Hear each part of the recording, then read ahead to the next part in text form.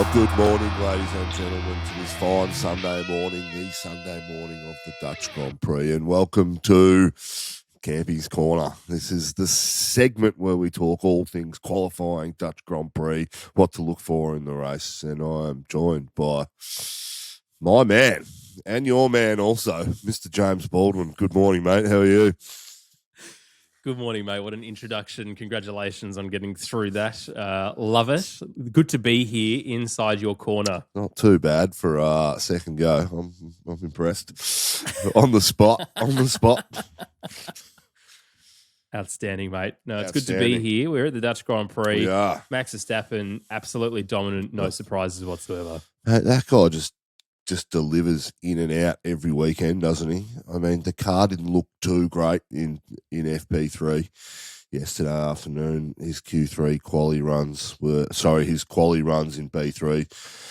You know, they were 5.5, 6 tenths off the pace where they need to be, and mate, this guy just pulls it out of the bag when he needs to. And I mean, you look at Perez, he made a mistake in Q3, which is going to set him back too. But how good did he make a mistake though, or did he crash gate to stop anyone else getting on? This is the kind of podcast I feel that we can absolutely explore these conspiracy theories inside Campy's Corner. Campy. Every driver's done it. You look at Lando's done it. Where did Lando do it? Can't remember. Charles did it at Monaco. Max did it at Monaco a couple of years ago. I mean, they've all crashed when they're driving on the limit. We understand that. I just think there should be a penalty for crashing in qualifying. You should just automatically go to the back of the grid. If you've got to stop the session and a flag comes out because you beached it and you can't move, or a red flag, which we just do at the drop of a hat these days, if you've got to do that, back of the grid straight away during qualifying. I don't care about your times and where they're representative of. Straight to the back of the grid. I think that's a rule we should bring in for next year. But anyway, how good's this track, Jim? It's a very short track, isn't it? I was just thinking to myself, you know, there was hardly a margin between 20 cars at one point. I think there was a second covering all 20 of them. And for a lot of the time, you know, we talk about a couple of tenths between teammates, don't we? That it's very important that teammates stay very close to each other. But the fact that the pack was so condensed in Q1 was phenomenal to me. Now, these cars look even better, I think, going around this circuit than the previous generation of cars do. The compression of these cars, especially the Mercedes. I think Lando commented in Q3 that he actually bottomed out on one of the corners because of the compression and the way that these cars are being sucked to the ground. So I think this is going to be a better example of racing than we saw last year. Of course, McLaren had an absolutely woeful time last year, didn't they? And everyone was sort of pointing towards them before qualifying to say that they would be incredibly quick. Well, that wasn't necessarily the case for at least Daniel Ricciardo, but for Lando Norris was able to extract a little bit more pace from the car. But as a whole, the track is awesome. My only concern, Campy, is by lap 9, Max is going to be lapping cars, and we're going to get into a DRS train fest and a blue flag fest, and it's going to be very boring. Well, we could be right. I mean, has anyone got the race pace to match Max? I don't think so, but that Hamilton in that Mercedes has been looking good. Other than last one, I mean, they were on a roll. If you look at the last 5 races, he had 5 podiums in a row, and he was hunting. He was hunting. He's the only person to score less points than Max Verstappen over, I think, a 6-race period. And anyway, yeah. Look, I think it'll be interesting to see where that Mercedes gets to by the end of the race. You know, last 30 laps, see what they can do. Then they'll put some real pressure on the Ferraris, and we will be talking tomorrow afternoon about Ferrari's done it again. They've shit the bed with strategy, and it's all over. But yeah, I mean, look, that's going to happen. You bring up a very real point when there's such a discrepancy in speed. But then again, I mean, we're not seeing the differences in the time differences that we were seeing last weekend either. You know, 1.8 seconds between Daniel, you mean? Across the top of the grid. I mean, Danny Rick last night. Yeah. All right, let's talk about him. Jeez, yeah, I was at a wedding last night, And everybody at that wedding that I knew wanted to talk F1 with me. I had the same conversation about 400 times. You know what? It's a privilege to have that conversation 400 times that people want to talk F1 about me with me because they know I love it. Anyway, we were watching it just before, and I thought, geez, he's on here. No. And then we found out later on. I found out this morning when I was watching some YouTube videos that someone went off in front of him and put some dust on the track, which means he missed the braking line, the braking corner, and there was a whole lot of dust on the track too, which he lost a bit of grip. Now, on a track like this, where there was only 6.5 tenths difference between Max Verstappen's time and his time, that 3 or 4 tenths that he lost in that corner, which a friend texted me this morning, I haven't been able to verify that. Apparently, Danny Rick was on some kind of lap. He was on the same kind of lap as Lando. He was about a tenth up after Sector 2, but lost all that time because of someone going off on the track. I haven't been able to verify that because I haven't seen the. But that's the difference on a track like this. That's so small, right? High speeds when these things happen. For Danny Rick, it's just frustrating, and if that's what happened, then unlucky for him. But it's not what he needed when he needed it. But pardon me, no, and it's not indicative of his pace. And I think this is the thing that I got really sad. I'm not gonna lie, I got really sad last night, and all day yesterday. To be honest, one of the things that maybe if Daniel Ricciardo retires finally, this coming season, then maybe I'm able to talk about Formula One without being emotionally attached to one of the drivers. Anyway, it's subjective. As my wife commented, geez, have you told Daniel that your mood is very dependent on how he's performing? Our listeners know that too. And it's been a tough slog for them this year. Especially if you're a insert Western Bulldogs or Collingwood supporter from last night or whoever else played, I don't know. Anyway, one of those teams didn't win. Essendon and Daniel Rick supporters, though, I think my heart specifically goes out to you as a football team.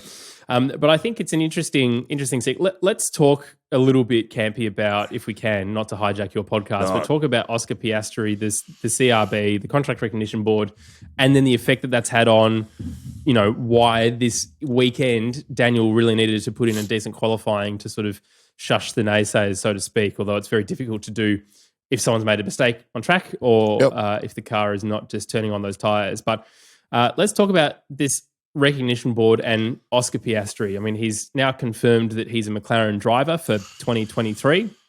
And I'm really... my sadness has continued for Oscar because I cannot tell you how excited I was to have Oscar Piastri in Formula One before this whole thing started. Now, this has nothing to do with Oscar. Let's be very clear. Oscar Piastri did not kick out Daniel Ricciardo. So he's done absolutely nothing wrong in this situation. He didn't put anything together. He had an interview with Lawrence Barretto. Lawrence Barretto put the article together. But in that article, you can read it on F1.com. It's a very good article. It's very well written by Lawrence. So good job, Lawrence. And Oscar performed exceptionally well. He was able to trash Alpine and Otmar and really lift himself up and lift Daniel up in that same interview. He said that he was absolutely gutted, basically, to put it in Australian terms, gutted that he is replacing Daniel. He has no choice on who he replaces, but he's been watching Daniel, since he was 10 as a fan before he got really involved in the racing side of things. He loves Daniel. He thinks he's professional. He thinks he's a great, everything as we do as well. Yep. And I think that was great to see, Campy, because that's the first time we'd really heard Oscar's side of it. But what I found was really interesting is the fact that Alpine knew about McLaren before Daniel Ricciardo knew about the McLaren thing. And this was signed on a particular day that was very surprising, Campy, to DR and to a lot of us. Yeah, I think with that in mind now, I don't think McLaren's given Danny Rick enough. Well, I would say now probably is enough time in the car to get something sorted. But I don't if they made that decision on the 4th of July after 10 rounds, they started having this conversation way back in round 5. And Danny Rick's start to the year wasn't as bad pace-wise as everyone makes it out to be. Lando got those couple of really good podiums early on, and Danny Rick had mechanicals in those races. So it goes to me that McLaren had a mentality from day one this year about what they were going to do with Danny Rick, and I don't like it. The fact that they signed someone on the 4th of July, and then the bullshit that we put up with in media for the next 2-3 months. I mean, you think about Jessica Yates going out from that Aussie reporter, going out to McLaren, interviewing Zak Brown, and Zak Brown coming out and saying, yeah, we think Daniel will win us more races, etc., etc. But, I mean, what a mate, that guy is firmly solidified and concreted himself in my bin, and he's never getting out. I don't care if he makes Oscar Piastri a world championship. For me, he's just another Ron Dennis, talks out of his ass and lies to your face. I understand why he has to do it and the reasoning behind it. It's not what fans want. I remember, I've got a long memory, and I ain't forgetting that time any soon. I was Zak's biggest fan when we all were. From where he bought that organisation. But you know what? That organisation had 1 year where it was probably the 3rd or maybe the 4th best car on the grid at times. But they're going to be the new worms. They're going to consistently drop down the grid. And that's just not me being spiteful and doubling down on how poor of an organisation. I don't think Zak Brown's that good anymore. Just the way that car's performing on track as the season progresses, the upgrades that they're bringing, they're not that good. And they are not. It's interesting. They're going to continue. They're going to continue to slide back because of the decisions that they've made in the design of the car this year. They're going to play catch up every single year. So it's interesting for me that the year that they showed promise is the year Daniel Ricciardo decided to go to them. Yeah. You know, he said no to McLaren before and joined Renault instead. Yeah. And I mean, I hate this sliding doors term. Yeah. I hate it. I've heard it so many times recently, but it is unfortunately a sliding doors moment of what could have been if he had decided to stay with Renault, now Alpine. But it's interesting for me that the way that Otmar and the French have dealt with this is incredibly poor. So French, what do you expect? The only people, I knew that this would be the thing. Let me set up this. It's not even a baseball. Let me set up this tee ball for you to tee off from. But the way that this has all come about is there is only one organization's fault, and it's Alpine. Yeah. It's not McLaren, because McLaren signed Oscar Piastri on a reserve contract for 2023. Yep. So there was no replacement of Daniel Ricciardo early pushing out a contract. There was absolutely an intent to move Daniel Ricciardo on in 2024. Okay, all right, fair enough. But at least it would have been seen out of the contract. Gone, yep, look, you know, we're just keeping our options open, blah, blah, blah, all of the normal PR spin. Yep. But Fernando Alonso, dude's running around with matches every single year in Formula One. He has got matches and, you know, some kind of ignition, whether it's fuel or something else. But if there's smoke, there's Fernando Alonso. And he has caused this in a great way because Alpine refused to make a deal with Oscar Piastri to secure his future. Yep. If they had said to him in April or March this year, all right, mate, here's what's going to happen. We're going to push Alonso out. Yeah. And we're going to keep you in the fold. We're going to give you full-time drive for next year. There would be absolutely none of this. There would be none of this conversation. Yep. So Alpine have dropped the ball completely. Now, here's my point to you, Campy, my question to you. Daniel Ricciardo's best option right now is Alpine. Now, Alpine have also caused, effectively, his departure from McLaren through incompetence. Is there any point him going back, or do we have to just accept the fact that he's potentially going to do a Mika Hakkinen and go on sabbatical next year and maybe never return? Maybe. Look, I really don't want to have this conversation about where he goes and the hypotheticals of it until he makes a call on his career. I want him in the sport. Alpine's probably the most attractive seat at the moment. If Gasly goes to Alpine, then there's a spot open at Red Bull, which I mean, Red Bull have got form. They took Brendan Hartley. who'd get his second chance in F1, really. So they've got some form. They know the value of Daniel and what he'll bring. Interesting that Perez has a contract. Perez has a point in his contract that he can't be dropped for Pierre Gasly. Interesting. So Pierre Gasly can't go up and replace him, right, until the end of next year, which means if Red Bull are in a hard place at the moment where they can't make a change even if they wanted to. If Gasly goes to Alpine, it opens the door for Danny Rick to come in and possibly step up to the top team again, if that's the way they want to go. I'm not sure it will. There's heaps of hypotheticals, but I really don't want to talk about it until Danny Rick's made up his mind. Alpine's the most logical place for him to go. Ocon's trying to play games in the media, saying, I want to drive next to Mick Schumacher, blah, blah, blah. He's my friend. Ocon don't have any friends on the grid because he's a bit of a tit. The only one... the only bloke to get along with him genuinely is Danny Rick, because he's just that kind of guy. Gets along with everyone. He's pretty respectful of everyone. I think for Alpine as an organisation, I mean, Otmar, there just doesn't seem to be. I like Otmar, and he's done some incredible things when he was the head of Force India and moving into the whatever it was called after Force India, Racing Point. Yeah, cracking dude, but there just seems to be something just a bit off with the way that organisation's heading at the moment. In their mind, they must have thought clearly that, Oscar had some loyalty to them, but I don't think they showed Oscar any loyalty, and that stupidity at a level like this it's unthinkable. You just can't be that dumb to not have those things sorted out. Anyway, that is the world in which we live. I'm getting sick of this politics talk in F1 and the silly season and where people are going to go and who's going to come up. Who's going to come up?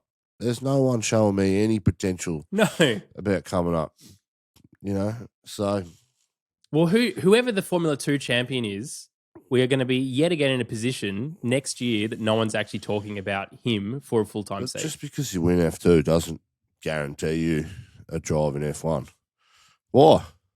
No, but my point is it happened to Oscar Piastri because again we had this influx of people from Formula 2 in Lando Norris, George Russell, and Alex Albon, which again we've had this conversation many times. Anyway, it's interesting to me because we should always be looking, I think, for one young talent that's coming up through the ranks. And the winner of F2 can't race in F2 anymore. Yeah. So genuinely should be at least taken into a reserve driver role in the following years. So anyway, it's just interesting because we're talking about all these open seats and maybe Logan Sargent's the only one from Formula 2 that's getting a shout for a Williams seat. How long have you been there, though? Oh, I know. Pull it together for a whole season. Show some out-and-out pace week in, week out for 10 races in a row. Don't come out and have this amazing drive or a drive where you get a win, 1 in 20 races and people go, oh, Logan Sargent, he's a real contender. No, he's not. It's as simple as that. They give out F1 drives and F1 tests like they're, like awards at a kindergarten now for participating. It's just, back in the day, you had to work your ass off for it. How many of these guys do you reckon are following people like Jackie Stewart around to, like Mark Webber did? Follow Jackie Stewart around to about 3 different petrol stations and just nagged him. Said, come on, Jackie, you got to give me a drive, mate. Get me in, just even a test. Just want 5 laps and I'll show you I'm good enough. How many of these guys do you reckon are doing that for people now? Just not happening. It's going through managers and all that and trying to create media hype. Just doesn't work. I just want to see some good, solid, hard work from some of these young kids. I know it's hard to see that in this day and age in the technology we got, but we're going to get one of those kids that just comes from absolutely nothing again and tear the place apart because they want the drives that much there. They got that Kobe or MJ mentality. So the true goats, Tommy T, just for you. So anyway, moving on. Yeah. What are we looking forward to tonight, Jim? The real goat. Well, it's going to be an interesting one. Let's go through the qualifying position, shall we, and talk a little bit about who was dominant and who surprised us. Max Verstappen No surprises. Nope. Absolutely dominant. Hugely impressive. I think that Red Bull is just becoming faster and faster and faster, and the team as a whole are more dominant. You know, they're not making mistakes. Hannah doing the strategy is doing an incredible job. The mechanics are epically searching for fastest pit stop every time. You can tell the winning mentality of that team is so great right now that there is just literally nothing that is able to stop them. No Ferrari, no Mercedes, nothing. Max Verstappen is so at one with that car. He seems more relaxed to me at the moment, Campy, than he has ever done, and he's driving the best he's ever done. Yeah, he's got no pressure on him from a teammate. He might have some pressure on him in some early laps, but geez, what a feeling to get into a car. Anything you do, just imagine getting up and just knowing you're going to win because you got the best of everything behind you.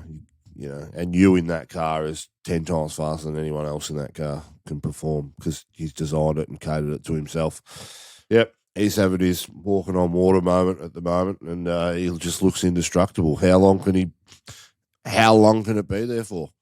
He's the kind of guy. He's not like Lewis, who will give himself a shit result every now and then to, you know, fire up his focus again and bring that passion back. He is as...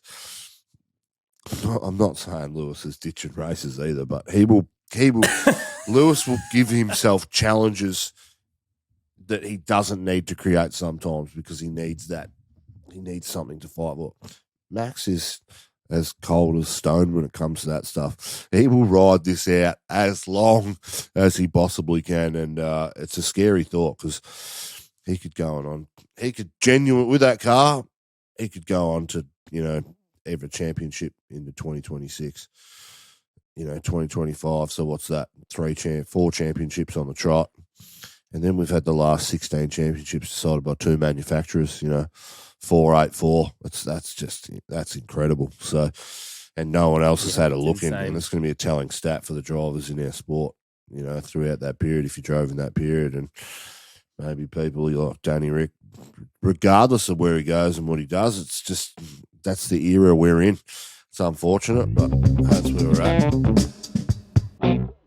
Well, we'll get back to Campy's Corner in just a moment. But I want to tell you about this episode sponsor, NordVPN. Yep, NordVPN still sponsoring us, which is fantastic. And at the moment, you can get a pretty epic deal using the code Lakeside Drive at nordvpn.com for 2 years plus 4 months free. So a heavily discounted 2-year rate and 4 months free. NordVPN is great. As I've said all of this week, this is actually a product that I use. I travel often, and it's great to know the peace of mind when I'm traveling around using other people's Wi-Fis, or if I'm sitting in an airport lounge, or if I'm sitting at a cafe in London, to know that I am absolutely protected. And what else it does is it means that I can watch content that is otherwise region locked. So if you like Campy and you want to watch Real Housewives of Atlanta, but you can't get the latest episode here in Australia, you can absolutely do so using NordVPN. Move it across to a US-based IP address and watch all of your favorite shows. There's plenty to like about NordVPN, including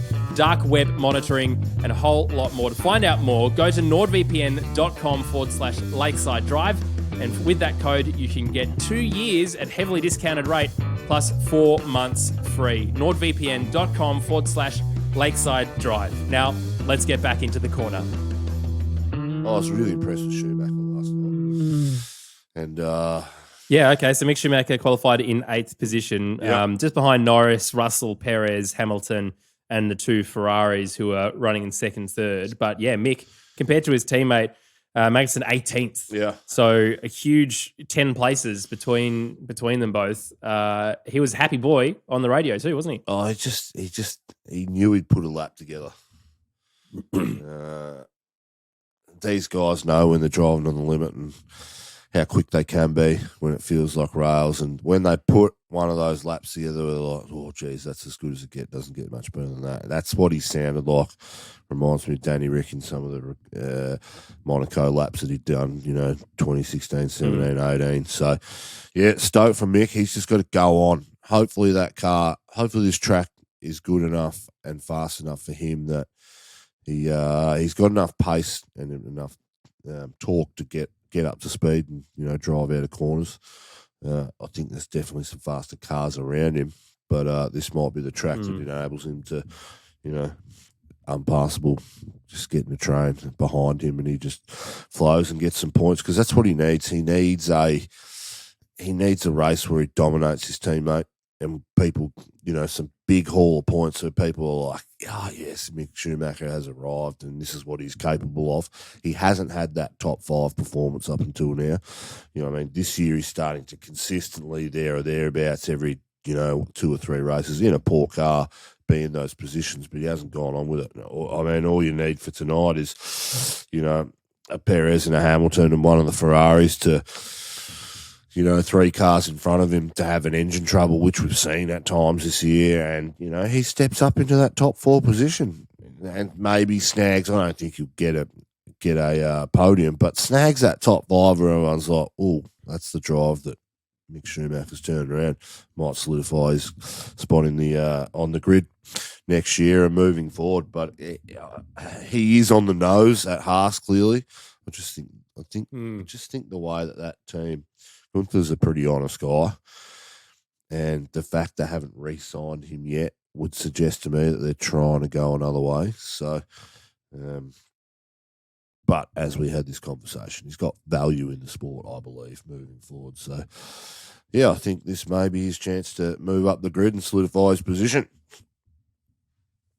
Yeah, it's an interesting one for him. As I've said a few times, the Ferrari junior pool, there is nowhere else for him to go. Yeah. Pardon me, Alfa Romeo. That Sauber Alfa Romeo deal ends soon. So the Sauber relationship will just be a Sauber drive, and especially if Audi come in 2026, I think we've spoken a little bit about that. The Audi is looking at Sauber as the team to pick up. So that'll make them a works team, which would be great for the sport to have some more works teams. Absolutely. But there's no sort of other than progression for Mick to get through. It's not like you go Haas to Sauber to Ferrari. Carlos Sainz and Charles Leclerc. Charles would be the next one to move, I think, Campy. If anyone was to go, that's very much the Ferrari way, is whoever's been there the longest tends to go first, and the second, and then Carlos will go anyway. Yep. But that's going to take some time, and Mick hasn't necessarily put in all of the performances he needs to stay around. I imagine it's pretty difficult also to to get some sponsorship going for that team still in Haas. So I wonder if it's just a too difficult a situation for him to stay in that spot. Now, Marcus Ericsson, a couple of months ago, put out a tweet saying, here's who's going to be driving, pardon me, for who. And in that tweet, he's got everyone, at this point, he's got pretty much everyone right, which is very frustrating because you look at it and you go, that's not going to work.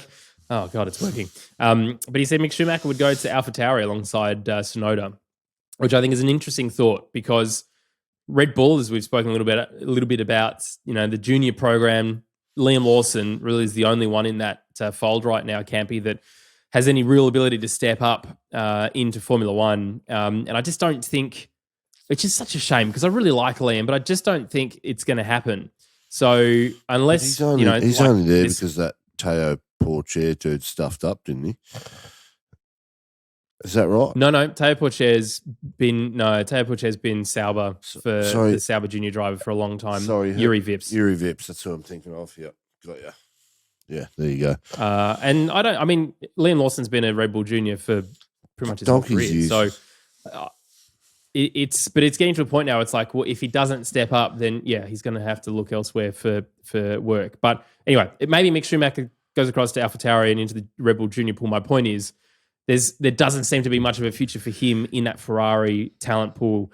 Obviously, his dad's got a connection to Mercedes as well, so there's some potential there too. Maybe he moves across to that Williams seat. Who knows? Anyway, be very interesting. But Mick Schumacher, certainly, I don't think, as I said this to you guys on Monday, I don't think he's done anything to lose his seat, but he's also not done much to keep his seat either. So be interesting to see what he does. Do you think there's a feeling going forward? Do you think there's a feeling in the sport that there's a lot of people higher up in management, designers and stuff, that felt the need that they needed to get Mick into the sport for his, as a favour to his dad or because of what their dad did for their careers, etc., etc. But now we're at the point where it's like, well, he's got 2 years and we don't owe him anything anymore. We don't need to lay that red carpet out that I thought a team like Mercedes may, Mercedes may do that, So do you think we're at that point now where people are like, all right, we know we've got him there. The rest is on him and we're not there? Or yeah, I mean, because there was definitely really the only people who were involved still from when Michael was around were Mattia Binotto. So he's sort of done that side. And some of the OG Mercedes crew. So Ross Brawn. The Mercedes thing hasn't. Well, Ross Brawn's not involved in teams anymore. He's involved in the sport. He can't really go around to people and say, "Hi, I'm Mick Schumacher." I don't think he's got that level. No, he wields a bit of influence anymore. Mate. He's not Flavio, who's actually responsible for the whole thing with Oscar as well. Yeah. Let's not forget that he's still managing Mark Webber. Yeah. No one can escape Flavio. But yeah, maybe I think there's. I think we probably said, in his F2 winning year that, he's just going to be brought up because of his name. But then he won the championship. So he won the F2 championship on his own merit. He did. And, he was offered the opportunity to go into Haas. And I think that was the right decision. Who knows, man? I mean, as you say, the politics of this runs deep and fast and furious. So I would like to think that if there was that sort of attitude, then maybe he could at least go somewhere else first to show himself. And also for Haas, this is the first real track after Hungary, which is where they brought all their upgrades for the year. They're going to actually get a good look at it because Belgium, obviously quite different to this. In comparison, I mean, to Hungary, the sort of pace that they should be at. But I mean, Monza next weekend, they're probably going to be eaten alive. That's pretty much the thing. Now, I was actually quite impressed with Yuki Tsunoda, Campy. He finished, he qualified either just behind Mick Schumacher in ninth, out-qualifying Gasly, both Alpines, Stroll, Ricciardo, Vettel, all of those guys too. He was on it. And I would also say, I mean, he's also driving for his Formula One career at the moment. He's not been confirmed for next year.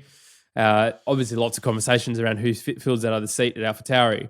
But do you think that kind of pressure is helping him go along, or do you think there's just been this year, this AlphaTauri design isn't the same kind of philosophy as what we've seen in the Red Bull, and they've just simply struggled on pace? I think the guy's stepped up this year. I think he is consistently out qualifying Pierre Gasly, not consistently out racing him. Pierre's still a very competent driver in F1 who gets the job done more often than not. But great driver. Yuki, I wouldn't go that far, but Yuki's killing it.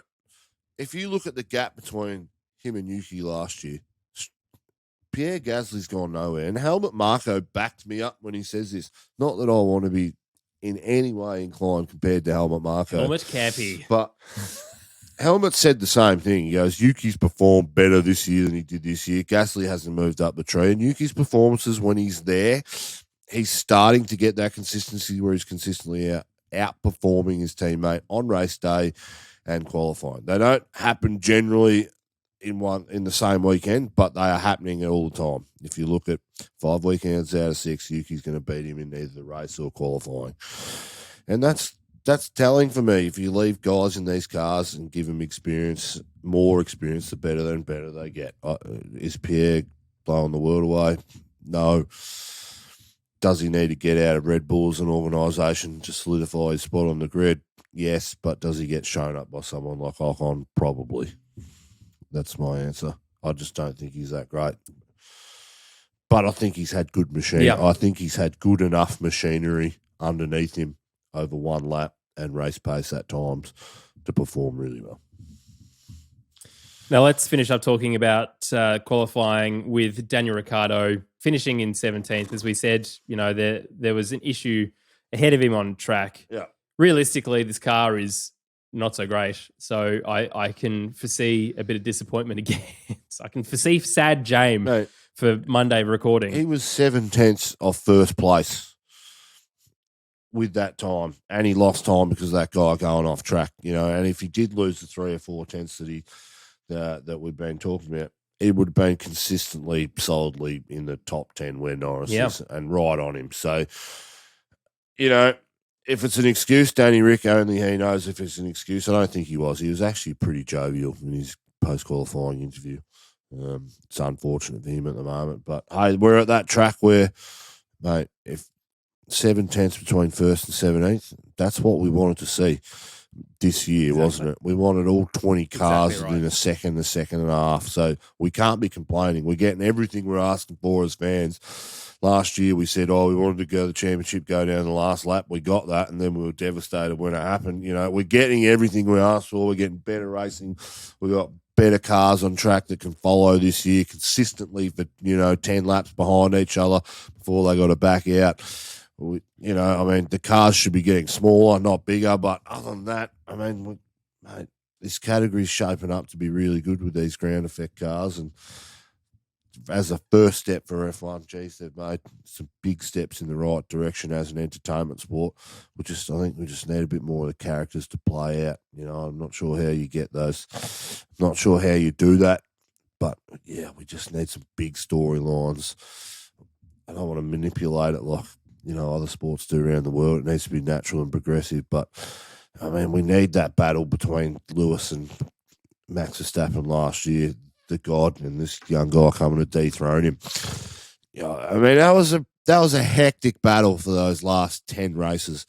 And, I think F1 needs another one of those stories just because I think we got the cars that are good enough on track to do it. But Max is looking like he's in his own field at the moment. So...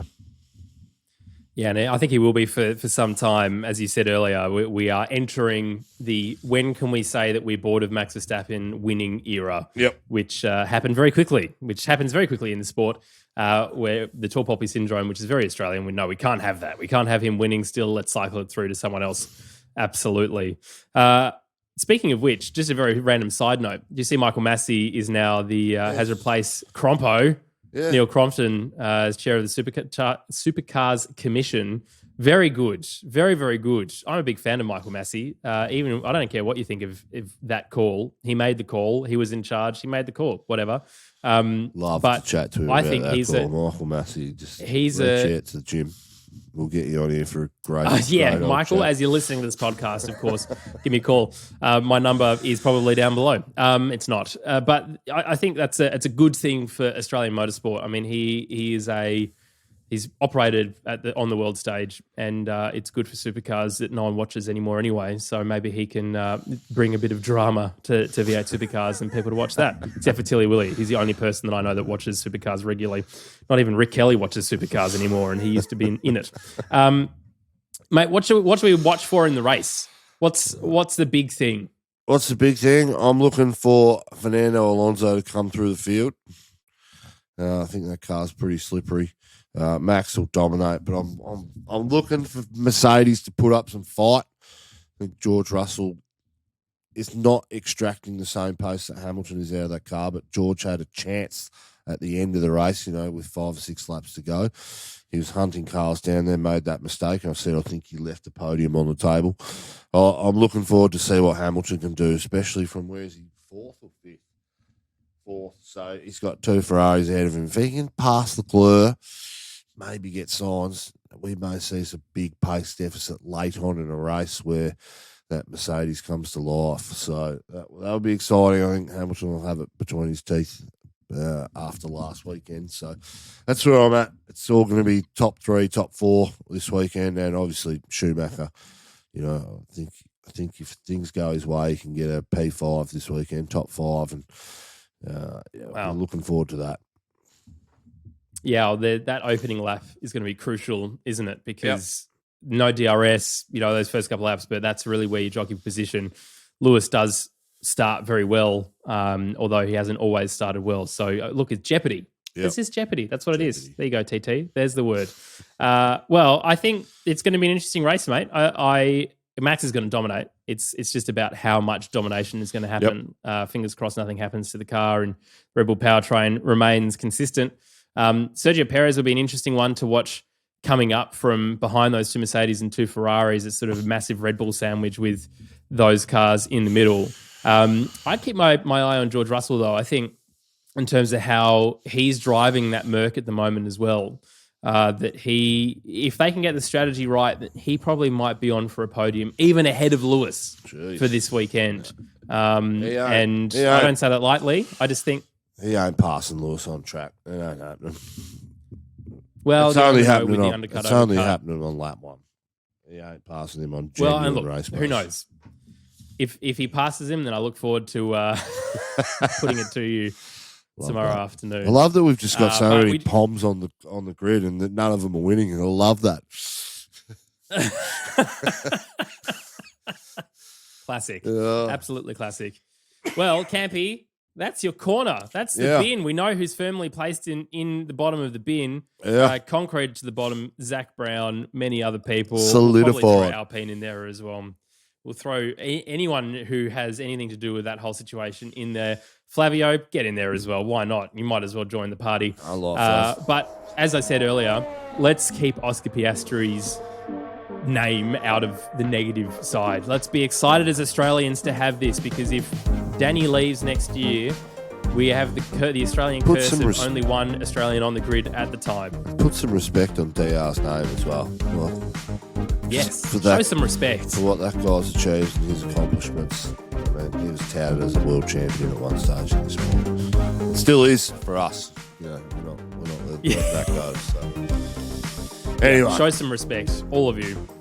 Well, that's it for this episode. Campy, thank you for allowing me into your corner. Where can people go to find out more about us stuff? Discord would be the best place to go. Lakeside Drive Official. Is that what it is? On your Instagram? Sure. Yeah, you can find the link in the description below, or go to our website. James just wants that verified tick against his name. So, here we go. Yeah, on Instagram. Yeah, on Lakeside Drive's Instagram. All the socials, fantasy. Go and check that out. Get some cracking names. I'll read those out tomorrow afternoon. But we'll see you then.